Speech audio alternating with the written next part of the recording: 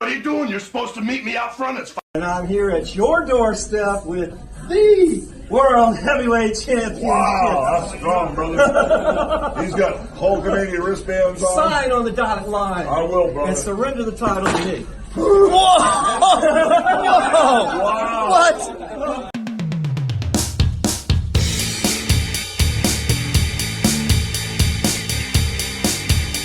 Your mouth. We're gonna start out on the right foot.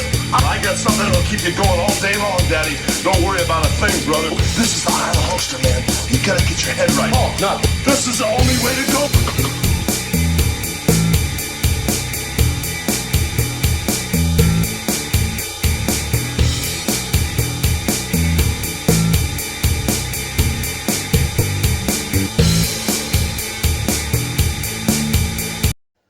Welcome everyone to WeboManiacs, World of Wrestling. I am the WeboManiac, and today we have a special treat for you as I'm joined in the studio by none other than my guest, Shane.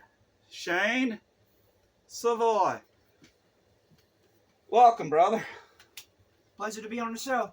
All right. We're going to be talking about today the five topics that we always have. We always come together here and we just love to discuss wrestling because we're just fans about it, aren't we, Shane? Yes, we are. And today's topics are none other than wrestlers ahead of their time, second and third generation stars. We're going to talk about the pavers that laid the foundation for extreme type wrestling. We'll each give our match of the week, and we'll have weekly updates for you as to the happenings here in the worlds of wrestling. Shane, the first topic as we're going to discuss here is wrestlers ahead of their time. Certain wrestlers possess just a certain it factor about themselves that nobody else seems to do, and we tend to say that they're ahead of their time. Could you tell us, who are some guys that you would say that was ahead of their time? As a fan for wrestling for over 20 years of my life, I've noticed a couple people. First, Bob Orton's son, Randy. He as soon as he got into WWE, everybody seen he was truly gifted, a physical specimen. He got, at the first month of his career, starting with 2004, he became the youngest champion in the history of the sport. Then, after that, he went on to being tag team champions with Edge, forming Rated RKO. Then, what do you feel that actually made him seem, in your opinion, as ahead of his time? Him celebrating his 20 years with the company. Just the fact that he's lasted the longevity. But don't you think there's certain stars that we have, such as, say, someone like a Ricochet or something, that he could actually be one ahead of his time? Randy Orton's more or less along the lines of a second or third generation superstar is with what you're talking about, but mainly with what I'm asking you about is those that had the it factor, that are basically ahead of their time. My good buddy who does this show with me on a religious basis. Good to see you again, Austin. Good to see you here in WeboManiacs, World of Wrestling. Catch us on youtube.com/WeboManiac. Wrestlers, who do you think? Me and Shane already discussed what we think and everything. But tell me your views on who are some stars that you believe are ahead of their time or were ahead of their time. Thanks for having me back. And to go right on in and answer your question, some of my stars, in my opinion, that I believe were ahead of their time were say Billy Kidman, Tajiri, even say Bret Hart, Cactus Jack, Mick Foley, Mankind, they're all the same person. But you got to think that transition from the 80s to the 90s, there was a whole line of superstars that were ahead of their time. The reason why I say Bret Hart, Kidman, and Tajiri is because each of them came from small, humble beginnings. Bret Hart trained with his father, Stampede Wrestling. He was ahead of his time then. Kidman, he was even more so ahead of his time when he came on to WCW, started making a name for himself, Raven's Flock stuff. Tajiri, he had been wrestling in Japan for so many years before bursting on the scene in the ECW. Granted, yes, Tajiri wasn't in ECW long, but I started to see Tajiri's full potential when he got to the WWE. Now, another star that I would say was ahead of their time would be none other than Paul Triple H Levesque. I mean, look, he went from a messed up character in Terrorizing on WCW to one of the biggest heels in professional wrestling history. As you see, folks, you just never know what you're gonna hear in WeboManiacs World of Wrestling. That, for sure, Paul Triple H Levesque, CCO, Chief Content Officer of WWE. He definitely, you could definitely say he had the it factor, and now he is that factor. Or would he be the X factor, considering it was D-Generation X in that one, Austin? Tajiri and Kidman, no lie about those two. If you have access to the WCW library, it's something to behold to see some of those great matches between Tajiri and Kidman.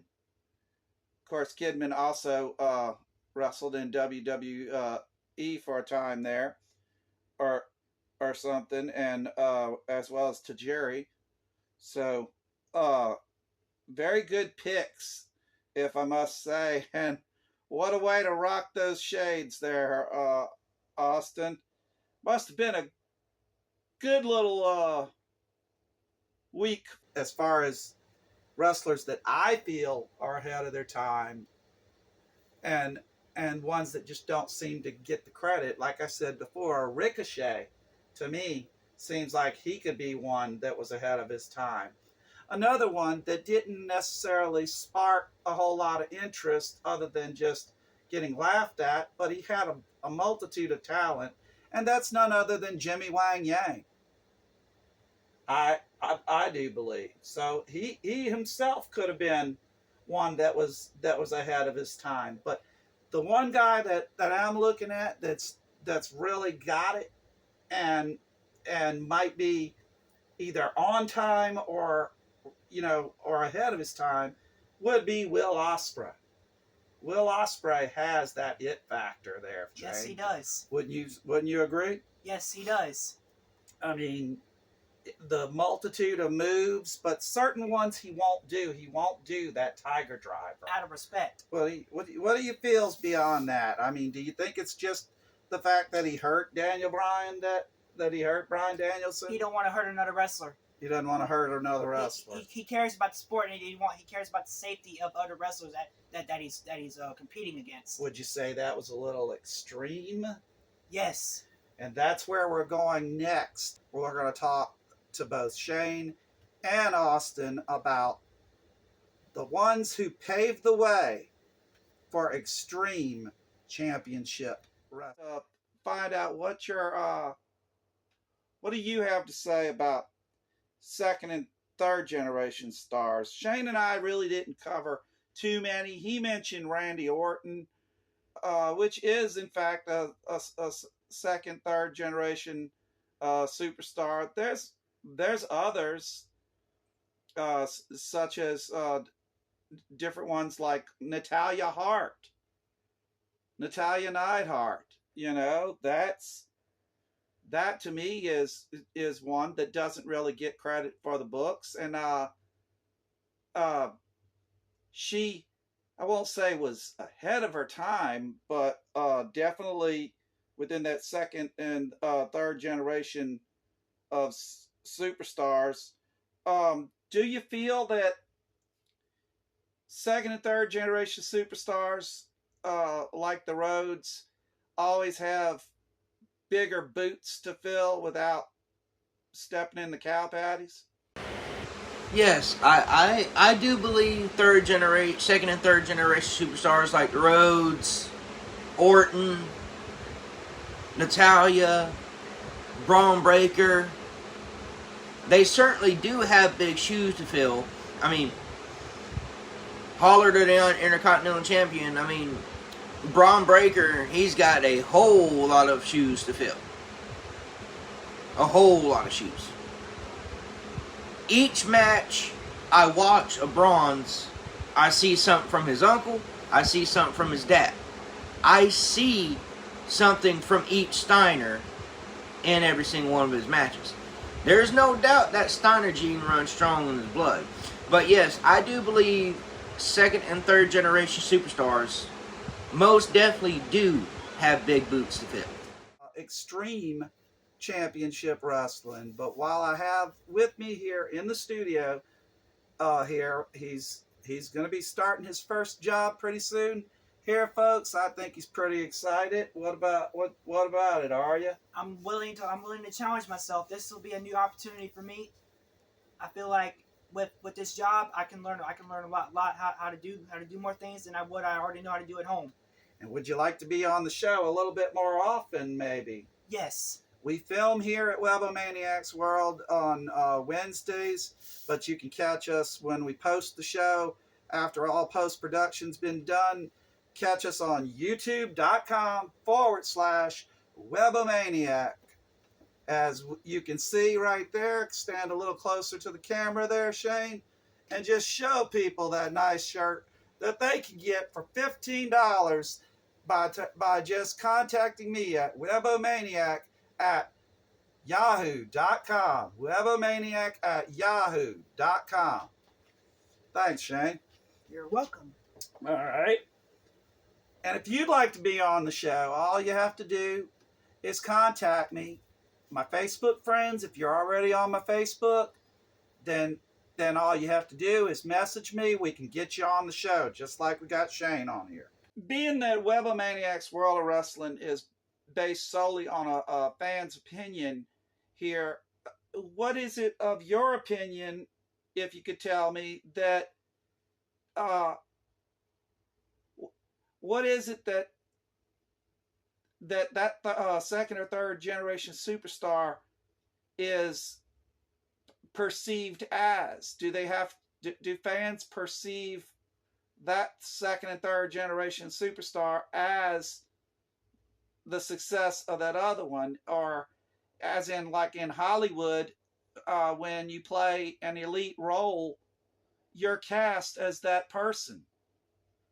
You know, I mean, when you try to go out for different parts or something, it's not that easy to do because you've been branded as that person. Do we the fans hurt the chances of these second and third generation superstars?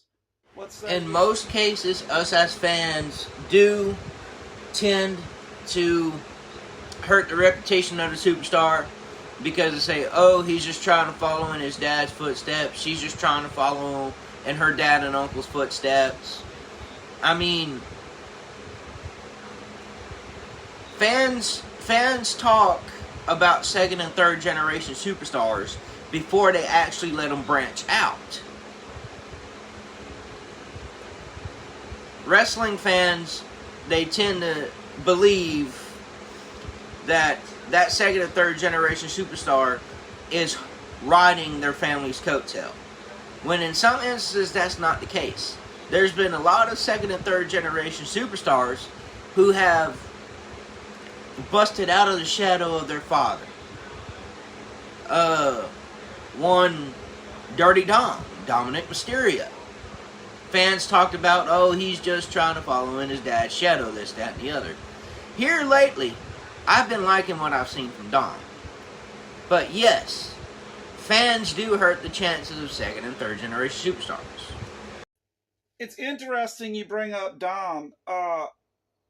He still gets booed. He still gets treated meanly with the fans not even allowing him to talk. Even though the other night, Mommy actually wanted to hear what he had to say and everything. But do you think he's going to get that big pop when he does turn face or something? Because, as you mentioned, certain stars that we perceive to say you're just following in the footsteps of, or it'll be great to see you follow in the footsteps of, but when a person is doing it and they're doing it in a heelish way against their dad like Dom is, that's why he's booed. But he's still got the ability to perform certain maneuvers like that 619 and the Hurricane Rana. All wrestlers can actually perform certain maneuvers like that, but there's only one, Rey Mysterio, that gave us moves we didn't think we would ever see. And talking about things that we never thought we would see, let's go into ECW, Extreme Wrestling. What comes to mind, Shane, when you think extreme? Glass being shattered, tables being broken, people being set on fire. In the immortal words of Beavis, fire, that's cool. Yeah, fire.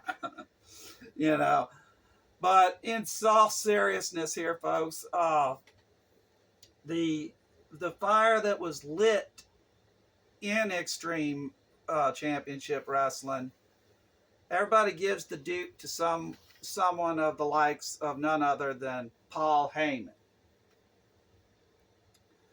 A guy who didn't listen to his cohorts. He didn't listen to those of the business, and he decided to make his own business by everybody getting involved in it. And what ends up happening? An extreme breakout of a fight. And that's what happens in Philadelphia when you have your Philadelphia street fights. Okay? Thus, the birth of ECW. Exactly. And I'll get Austin's comment. I want to find out what Austin thinks about Extreme Championship Wrestling. Tell us your views, Austin. Look, ECW, to me, they were the rebels. They did things their own way. As per se, the inmates ran the asylum. Now, you had ECW originals like Sabu, Sandman, Tommy Dreamer, Raven. Yes, folks, Raven was in ECW. Throughout the years with ECW, there had been so many controversial angles and takes on TV that it made it even hard for ECW to get a TV deal. But folks,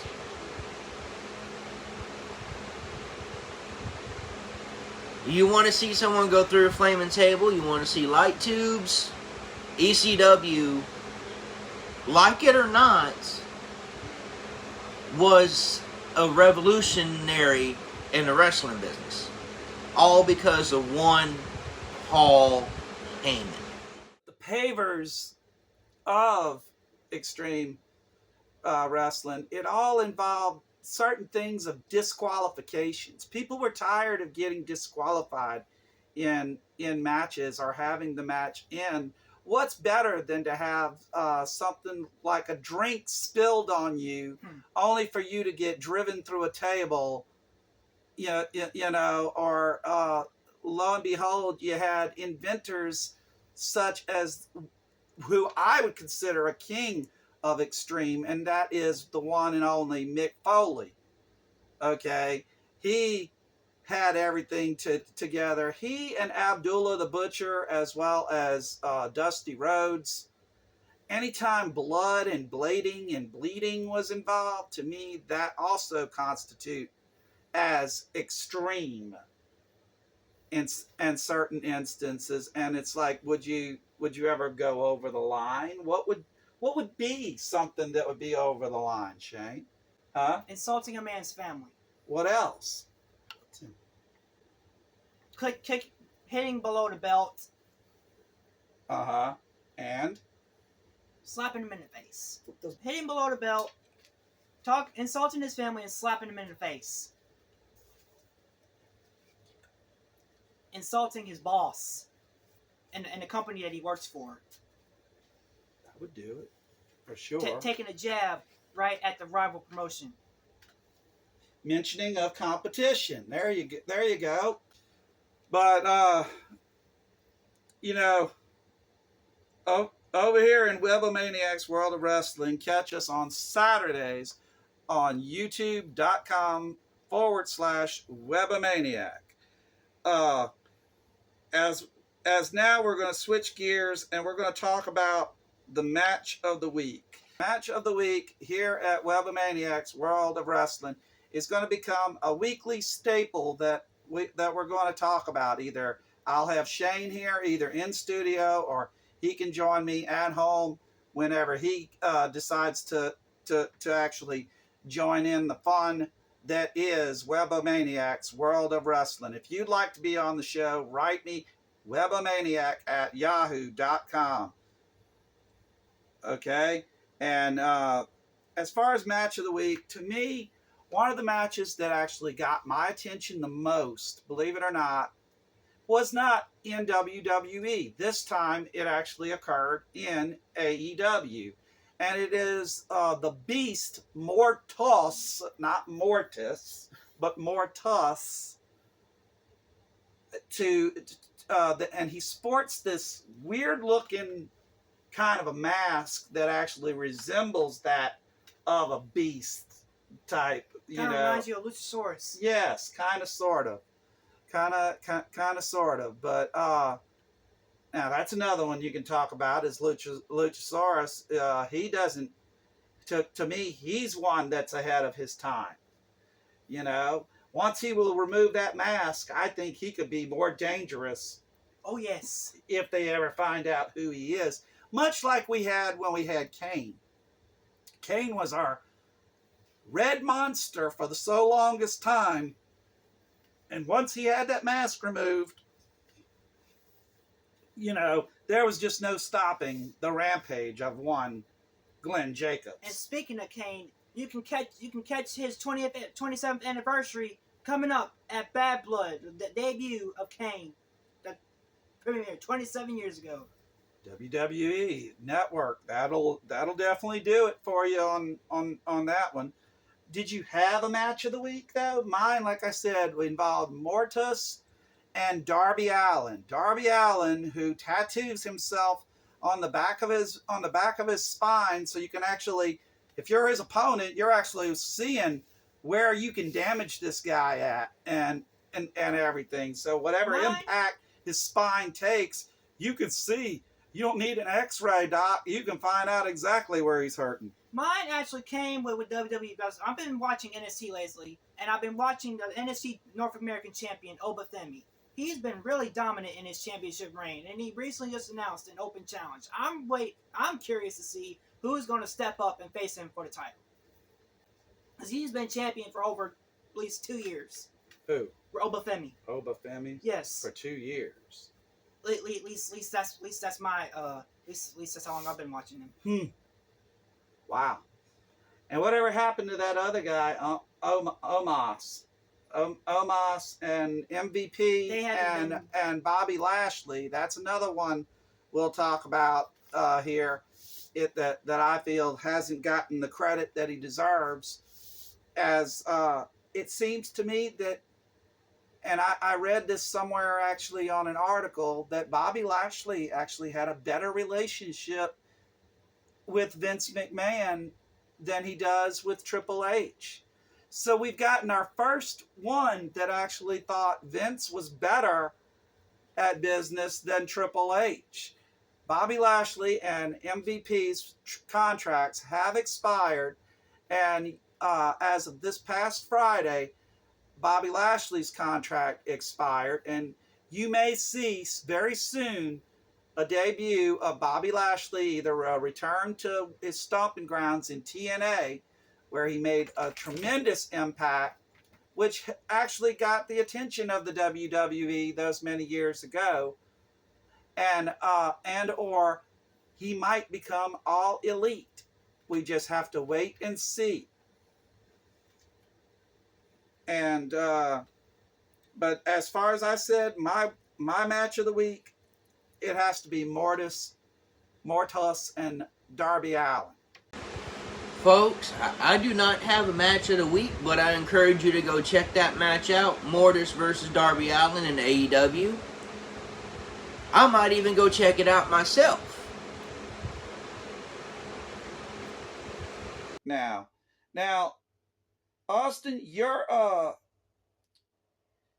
one to do backyard wrestling. Give me the concepts of backyard wrestling versus extreme wrestling, as you just got through talking about with the light bulbs and everything like that. So, the company I wrestled for, we had some differences from ECW. You see, we like doing the extreme stuff, but we didn't use light tubes, we didn't use flaming tables, we didn't use barbed wire. Most of the time, if we were to use a weapon, it would be kendo stick, chair. I mean, there was a spot in one of the shows a couple years ago where one of the guys were powerbombed through a table because his faction turned on him. ECW is more so, they throw caution in the wind, barbed wire, flaming tables. Backyard wrestling is an extreme in itself. It depends on how you portray. See, there's other backyard companies that tend to use light tubes, barbed wire, fire, flaming tables, pizza cutters. They pale in comparison, folks. In some ways they mirror each other, in some ways they do not. Sounds to me like it could go from certain measures of extreme for television, but more on the gory side of the backyard scene.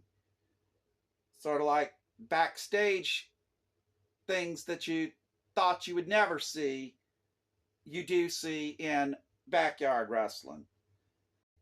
All right, all we have time for now is, do you have any weekly updates on storylines that we should actually be a part of to follow, or something we need to watch out for to develop in the storyline? What is it you're seeing in the weeks of wrestling to come here? Update, look for CM Punk and Drew McIntyre's rivalry to escalate even further than for what it was at SummerSlam. Also, folks, my expertise, the group that's dear to my heart, the Wyatt Six, had a match against Judgment Day on Raw. I did not see it. I only seen highlights. But look for a lot of developmental in the Drew McIntyre CM Punk story, the Liv and Rhea story development, the Wyatt Six, see how they developed as the weeks overcome. Roman's the storyline going on with Roman right now and his return. Let's see where they're gonna go with that. Bloodline. Just there's a lot of fascinating and amazing storylines developing in the WWE, also in AEW as well. Just look for definitely some interesting twists and turns coming up in the following weeks, folks. That's all I got to say. And I will wrap up by telling you at least something that I would actually, say to watch out for in the development of, and that is they are still keeping New Day relevant, even though individualistically Woods and Kofi keep getting either relatively injured in one capacity or another. We saw that when the Viking Raiders actually injured Woods there. Then Kofi was out for a while. Now you've got Karrion Kross, who's wanting Woods to join his faction, the Final Testament. What could we expect to see? Would we see a turn from Xavier Woods on his buddy Kofi Kingston? Will it be a new day or a new nightmare for Kofi if in fact Woods would turn on him to join? Because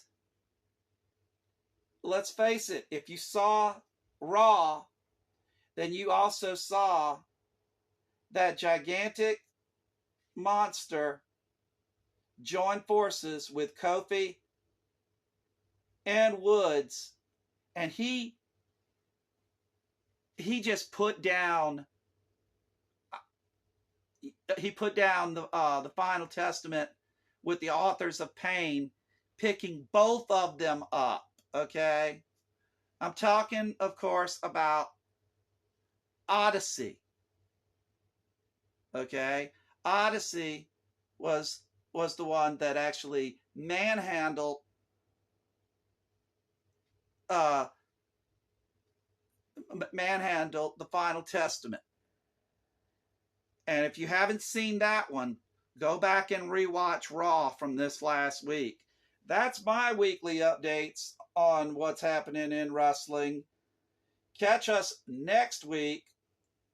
And if you'd like to be in the show, write me at WeboManiac@yahoo.com. WeboManiac@yahoo.com. Thank you, Austin, for participating as always. And we look forward to hearing more from you.